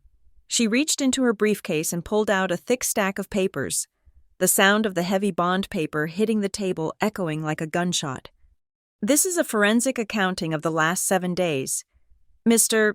Cooper," Catherine said, her tone conversational but deadly. "It tracks the movement of funds from Amelia's savings account, the unauthorized credit inquiries, and the $28,000 personal loan originated in her name." My father looked up, his eyes narrowing. "You have no right to show this to strangers. This is family finance. I manage Amelia's money. I have always managed it." He looked at me, trying to summon the old authority, the voice that used to make me apologize for things I hadn't done. "Amelia, tell them to leave. Now. We will discuss this like adults." I looked at him. I really looked at him. For the first time, I didn't see the giant who held up the sky. I saw a sweaty, desperate man in a wrinkled linen shirt who had tried to rob his own daughter to pay for a vacation he couldn't afford. "I am discussing it like an adult. Dad," I said, "that is why I hired a lawyer." Elena let out a sharp, incredulous laugh. "A lawyer? You hired a lawyer against your own father? After everything we have done for you? We took you in when you were stumbling out of college. We gave you a home." "You gave me a bill," I corrected her quietly. "And now, you are trying to make me pay it with interest." Catherine tapped the paper in front of her. "Let us look at the timeline, shall we? On October 14th, at 8 in the morning, $4,950 was transferred from Amelia's account. The IP address traces back to a device registered to Richard Cooper." "That was a loan," my father blustered. "I was going to pay it back. I just needed liquidity for the exchange rate." Catherine ignored him. "On October 15th, a credit limit increase was requested. On October 16th, a personal loan for $28,000 was applied for. The electronic signature on the promissory note matches Amelia's name, but the metadata shows the document was signed from a server in Dubai." She slid a photo across the table. It was the screenshot Tessa and I had taken of the access denied log. "Unless Amelia has discovered teleportation," Catherine said dryly. "She did not sign that note. You did. That is wire fraud. Mr. Cooper, it is a federal crime, and since you crossed state lines and international borders to do it, The FBI tends to take a rather grim view of it.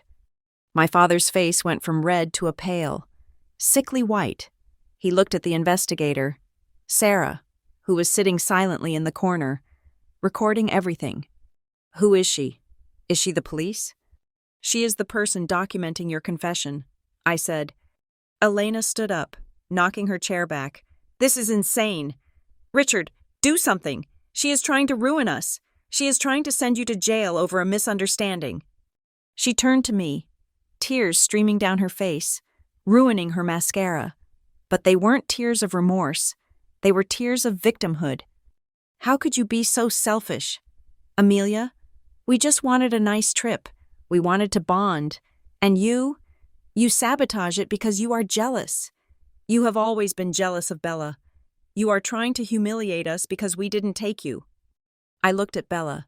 She was still standing by the door, scrolling on her phone, trying to disassociate from the wreckage of her family. She looked up, caught my eye, and quickly looked away. She knew. She had eaten the lobster. She had worn the jewelry. She was an accessory, and she knew it. It is not about the trip, Elena, I said, my voice steady. It is about the fact that you stole my identity. You made me a debtor to fund your lifestyle. My father slammed his hand on the table. The bus pass jumped. Enough, he roared. The room went quiet. He stood up, leaning over the table, his face inches from mine. The smell of stale airplane air and expensive cologne wafted off him.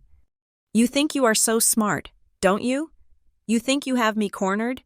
You have no idea what is at stake here. Amelia, you are playing with fire. I am not playing. Dad, I said, I am finishing it. You don't get to finish anything, he shouted, spit flying from his lips. You are nothing without me. I built this life. I built this family. And that money, that loan, it wasn't just for a vacation, you stupid girl. Catherine's eyes sharpened. Sarah leaned forward slightly. What was it for? Richard? I asked softly. He was breathing hard, his chest heaving. The veneer of the successful businessman was gone. He looked like a cornered animal. We needed the cash flow, he spat. The business is... We are going through a restructuring, a temporary liquidity crunch. I needed that $28,000 to show reserves, to keep the lines open. To keep up appearances, I translated, you are broke, aren't you? I am not broke, he screamed. I have assets. I have millions in assets. But they are illiquid right now.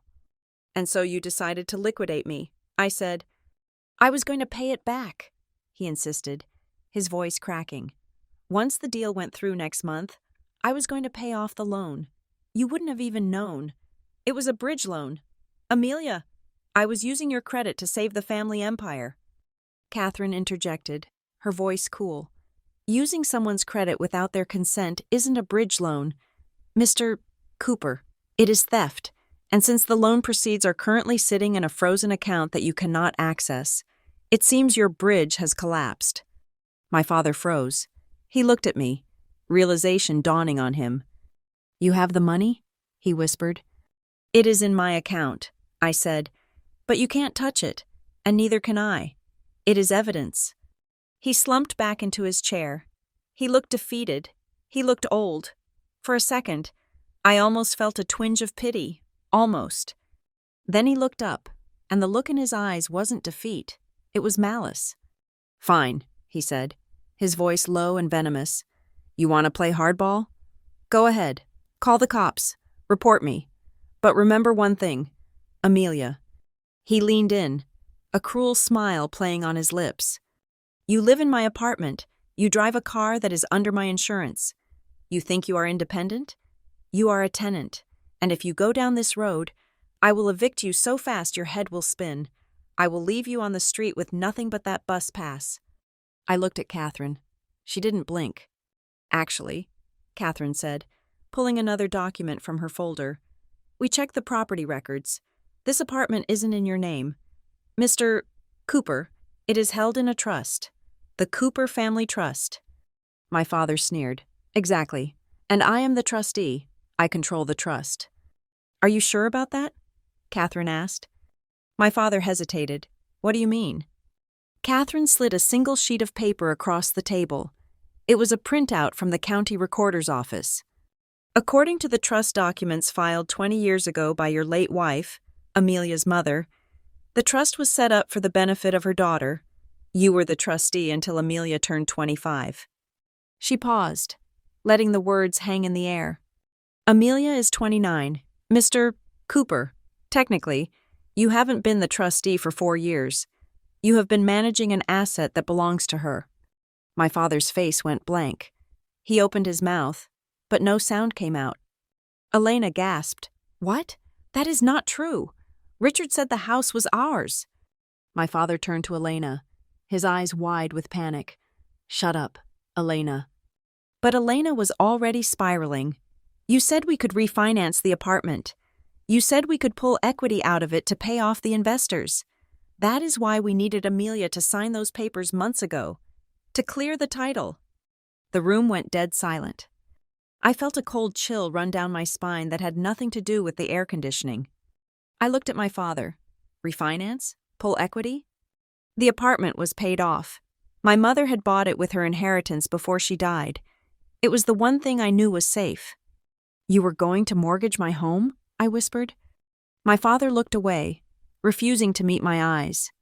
Elena, realizing she had said too much, clamped her hand over her mouth. But it was too late. The pieces slammed together in my mind.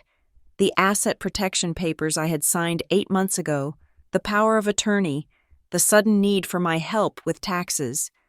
He wasn't just stealing $28,000 for a vacation. That was just the appetizer. The main course was the apartment. It was worth $500,000. And because he had lost control of the trust when I turned 25, a fact he had conveniently forgotten to tell me, he needed me to sign away my rights so he could leverage it. He needed to erase me from the title so he could burn the house down for the insurance money, metaphorically speaking. Catherine looked at the paper in her hand, then at my father. Mr. Cooper? She said, her voice dropping an octave, becoming very, very serious. Did you use the power of attorney Amelia signed to transfer the deed of this apartment out of the trust? My father didn't answer. He was staring at the table, a vein throbbing in his temple. Richard, Elena shrieked. Tell them you didn't. You said it was a done deal. You said we just needed the loan to float us until the bank approved the mortgage on the apartment. My father slammed his fist on the table again, but this time it was weak, a gesture of impotence. We needed the money, he yelled, his voice cracking. The business is under. Do you understand? It is gone. I owe people money who don't send letters. Amelia, I needed to mortgage the property to pay them off. He looked at me, his eyes pleading now, desperate and terrifying. I did it for us, to save us. You did it for yourself, I said, my voice trembling with rage. You were going to sell my home out from under me. You were going to take the only thing my mother left me. I didn't finish the transfer, he confessed, the words spilling out like vomit. The bank needed one more signature, a notarized quitclaim deed. That is why I came to the apartment that morning, to get the original deed so you could forge her signature on the transfer. Catherine finished for him. He didn't deny it. The silence that followed was absolute. I looked at the man across from me. He wasn't just a thief. He was a predator who had been waiting for the right moment to consume his own child to save his own skin. The vacation, the bus pass, the petty theft of the laptop. It was all just distraction. The real heist was my inheritance. The real heist was my future. I stood up. My legs felt solid. My hands weren't shaking anymore. Get out, I said. My father looked up. Amelia, please, if I don't get that money, if I can't leverage this place. That is not my problem, I said. I pointed to the door. Get out of my apartment. Get out of my life, and take your wife and your favorite daughter with you. Richard looked at me, then at the camera recording him, then at the lawyer. He realized the walls had closed in.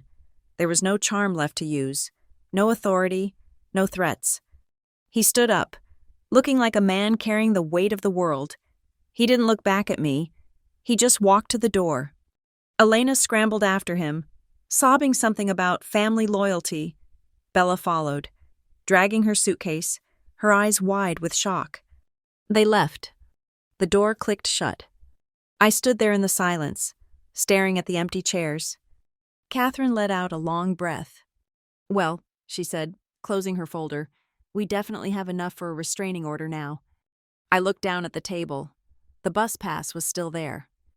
They hadn't just left me at a bus stop. They had tried to throw me under the bus.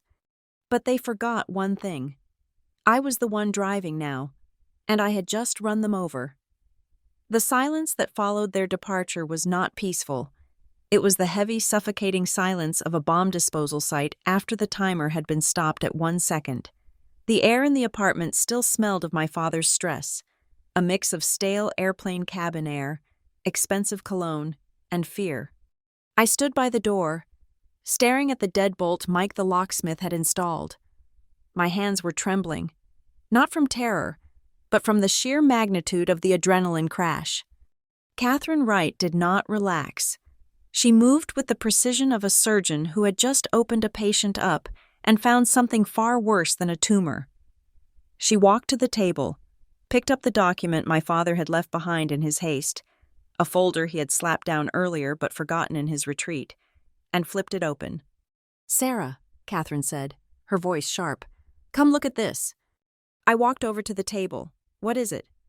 "I thought this was just about a mortgage," Catherine said, her finger tracing a line of dense legal text. "I thought he just wanted to pull equity out of the apartment to pay off his debts.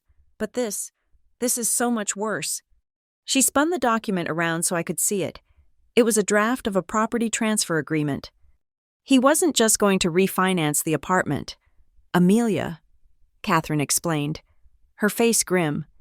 He was preparing to transfer the title of this property, your home, the only asset your mother left you, into a holding company called Cooper Global Ventures, LLC. I frowned. "What does that mean?" "It means he was going to sell your house to himself for $1, Catherine said. "But here's the kicker. Look at the financing addendum." She pointed to a paragraph at the bottom. "Guarantor, Amelia Cooper." I read the words, but my brain refused to process them. He was setting up a shell company to own the asset. Sarah interjected, looking up from her own notes. "But he was setting you up to hold the debt. He was going to take out a hard money loan against the property, probably $500,000 based on the valuation here, and make you the personal guarantor." Catherine nodded. "Exactly. He takes the cash. He owns the LLC that holds the deed. But when he inevitably defaults on the loan because his business is failing, the creditors don't come for him. They don't come for the LLC. They come for you." I felt the blood drain from my face. "They would have foreclosed on the apartment." Catherine continued brutally. "You would have been homeless, but you would also have been on the hook for the $500,000 deficiency judgment. You would have been bankrupt before you turned 30. He wasn't just stealing your house, Amelia. He was turning you into a human shield for his financial failures." I sank into the chair. The cruelty of it was breathtaking. It wasn't impulsive. It wasn't a desperate man making a quick mistake. It was architecture. He had designed a blueprint to dismantle my life brick by brick to build a bunker for himself. My phone buzzed on the table. It was a voicemail notification. "Missed call, Elena." Sarah reached for the phone. "Do not listen to it alone," she said. "We need to record this." She plugged a cable into the headphone jack and connected it to her laptop. She nodded at me. I pressed play. Elena's voice filled the room, but it wasn't the voice of the stepmother who pretended to care about family vacations. It was a voice shrill with hysteria and venom. "You stupid, ungrateful little bitch!" Elena screamed through the speaker. "Do you have any idea what you have done? You think this is a game? You think Richard is just worried about a bank account? He owes money to people who don't sue. Amelia, they break legs. If he doesn't show them liquidity by Monday, they are coming for us. And if they come for us, I swear to God, I will tell them exactly where you live. I will tell them you are the one holding the money." The message ended with a jagged sob and the sound of the phone being thrown. The room was silent for a long beat. Sarah stopped the recording. She typed a few keystrokes, saving the file to 3 different secure servers. "That is a credible threat of violence," Sarah said, her voice devoid of emotion. "Extortion. Conspiracy to commit harm. And she just admitted that the investors your father mentioned are actually loan sharks." Catherine closed her eyes for a second, then looked at me. "Amelia, you need to understand how close you came. If you had gotten on that plane, if you hadn't come to the legal center—" "I know," I whispered. "If I had gone to Dubai, I would have come back to find my locks changed. I would have found the deed transferred. I would have been legally responsible for a loan I never saw, and physically threatened by criminals I never met. They didn't just want to control me. They wanted to erase me." I stood up and walked to the window. The city lights of Phoenix were flickering on in the twilight. Down below, life was moving on. People were driving home, eating dinner, worrying about small things. I looked at my reflection in the glass.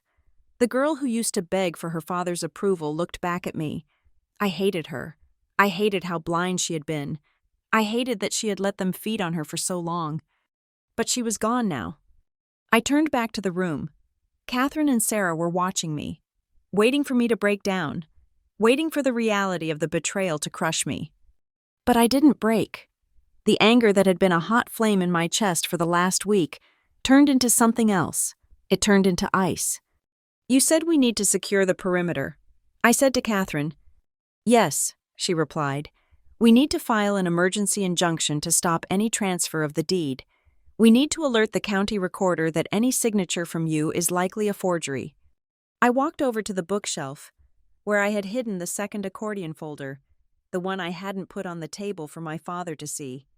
"I don't think we need to do that," I said. Catherine frowned. "Why not? If he has a forged power of attorney, he can file that deed electronically. He might be doing it right now from his phone." "No, he can't," I said. I picked up a large manila envelope from the folder.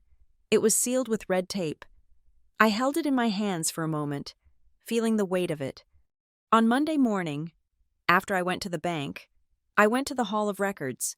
I said, "I remembered something my mother told me when I was little. She said she put a poison pill in the trust." I tore open the envelope and pulled out the document inside. It was stamped with the official seal of Maricopa County, dated 3 days ago. When I turned 25, the trusteeship didn't just transfer to me automatically. I explained. It required a filing. My father never filed it because he wanted to keep control. He thought as long as the paper wasn't in the system, he was still the boss. I slid the document across the table to Catherine. "So I filed it," I said. Catherine picked up the paper. Her eyes scanned the document rapidly. Her eyebrows shot up. This is a certificate of incumbency," she said, sounding stunned. I nodded. "And this," I said, pulling out a second sheet, "is a formal revocation of power of attorney. I filed it at the same time, and I paid the extra $50 to have it recorded immediately and flagged on the parcel number of this apartment." Catherine looked up at me, a slow smile spreading across her face. "You locked the title," she said. I locked it, buried the key, and poured concrete over the hole. I said, "If my father tries to transfer the deed now," I continued, "the system will automatically reject it, because his name is no longer listed as the trustee. The only person who can sign for this property is me, and since the revocation is on file, any document he submits with my signature on it will be instantly flagged as fraud by the clerk." Sarah let out a low whistle. "You didn't just block him, you trapped him. If he tries to file that forged deed, he is handing the county prosecutor a signed confession." "Exactly," I said. I looked at the bus pass still sitting on the table where my father had left it. "He thought I was playing checkers," I said. "He thought I was just reacting to his moves. He didn't realize I had already flipped the board." Catherine put the papers down. "Amelia, this changes everything. We don't just have a defense. We have him on the hook for attempted deed fraud. With Elena's voicemail, we have leverage that goes way beyond a civil lawsuit." "What do we do?" Sarah asked. "Do we call the police now?" I looked at the envelope. There was one more thing inside. No, I said, not yet. I reached into the envelope and pulled out the final piece of paper. It wasn't a legal document. It was a printout of an email I had drafted but not sent. He said he owes money to dangerous people. I said, he said he needs liquidity by Monday. I looked at the two women who had saved my life. I want to make him an offer, I said. Catherine looked wary. What kind of offer? I want to trade, I said. Trade what? I tapped the paper on the table. He wants to stay out of prison for fraud, and he wants to keep his kneecaps intact from his loan sharks. I took a deep breath. I will give him the $28,000 in the frozen account, I said. Catherine stared at me. Are you insane? That is evidence. That is your money now. Technically. I know. I said, but if I keep it, he goes to jail. If he goes to jail, the loan sharks might come after me because they think I have the family assets. I want him to take the money. But why? Sarah asked. Why help him? I am not helping him, I said coldly. I slid the email printout toward them. I am buying him out. The email was addressed to Richard Cooper. The subject line was, Final Settlement. I will release the hold on the $28,000 so you can pay your debts. I read aloud, in exchange, you will sign a document admitting that the loan is your sole responsibility, you will sign a permanent restraining order, and you will sign a renunciation of any claim to the Cooper Family Trust, forever. I looked up. He gets one lifeline. I said, he can use the money to pay off his thugs and stay alive, but in exchange, he ceases to exist in my world. No more father, no more calls, no more family. He takes the cash, and he disappears. Catherine looked at the email, then at me. It is a deal with the devil. Amelia. No, I said, it is an eviction notice.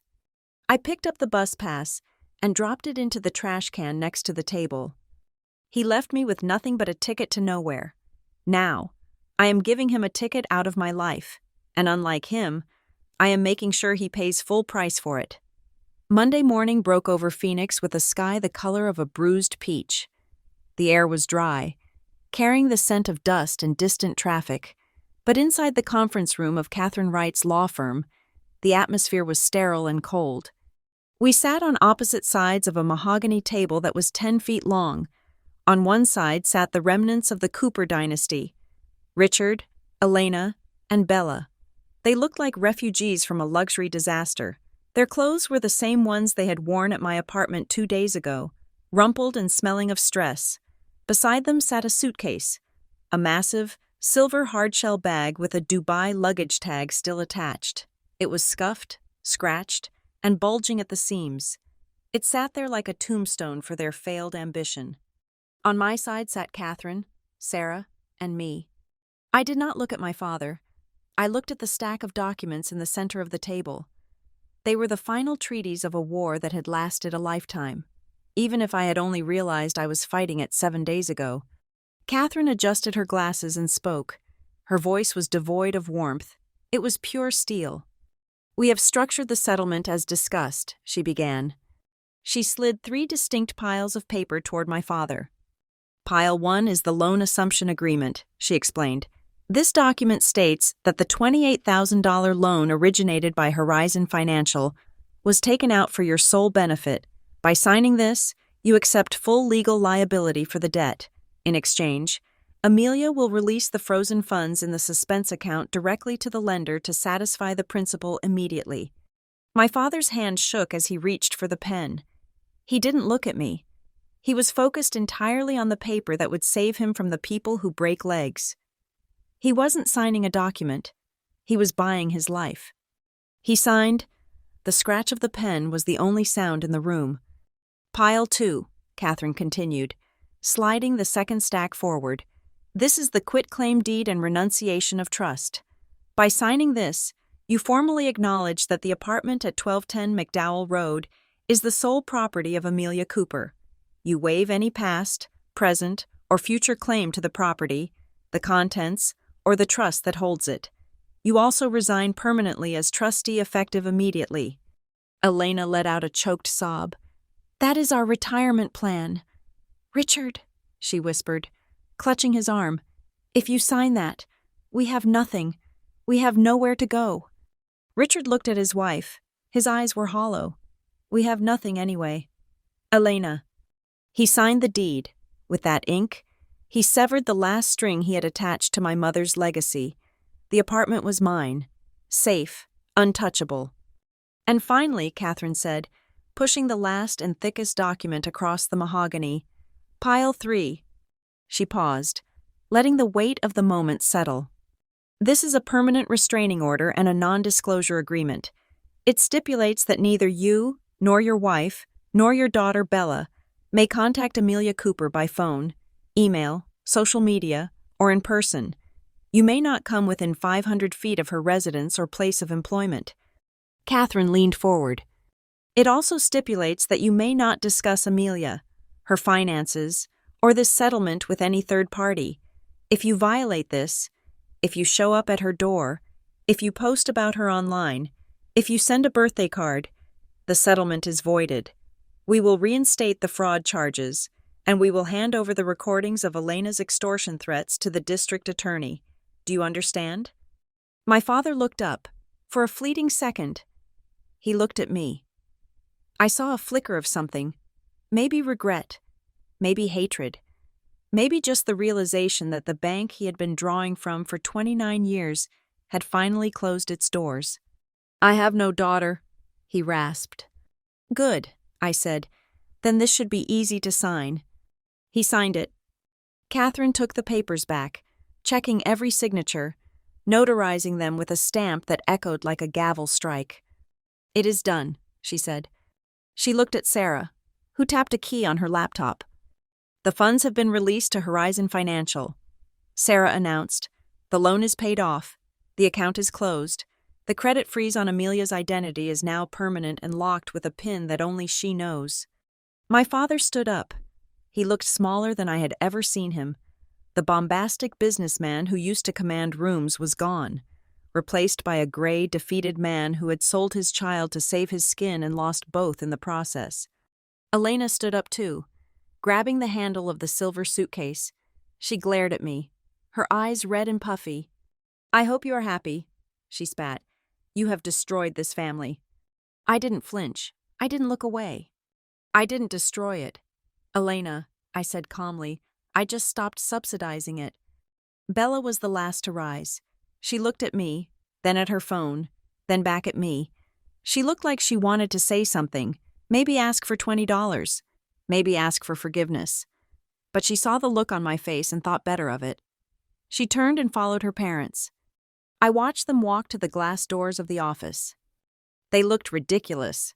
A middle-aged couple in wrinkled resort wear and a 22-year-old influencer, dragging a battered suitcase through a corporate law firm, heading out into the scorching Arizona heat with absolutely nowhere to go.